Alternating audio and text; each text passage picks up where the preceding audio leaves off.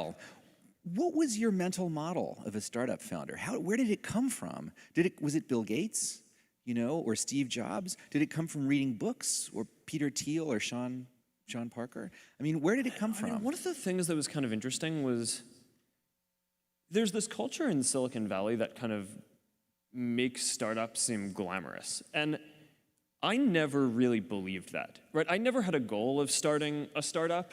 And my goal when I realized that I had a company was to get it to be a good company as quickly as possible, right? And kind of get out of what you'd call the risky startup phase where you are just constantly about to die, and where you could get to a point where you can actually do some interesting things and make a lot more interesting bets. And so I don't know, I never read a lot of the literature on this. And I mean, maybe if I had, then I wouldn't have made so many mistakes.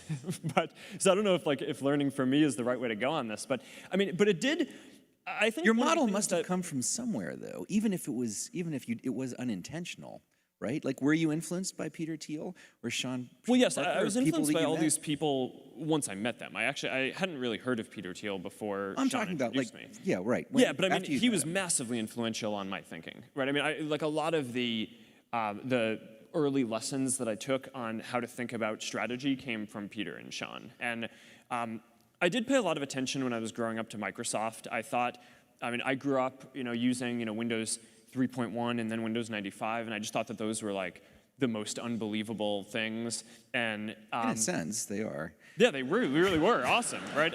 Well, I don't know if you meant that positively, but I did.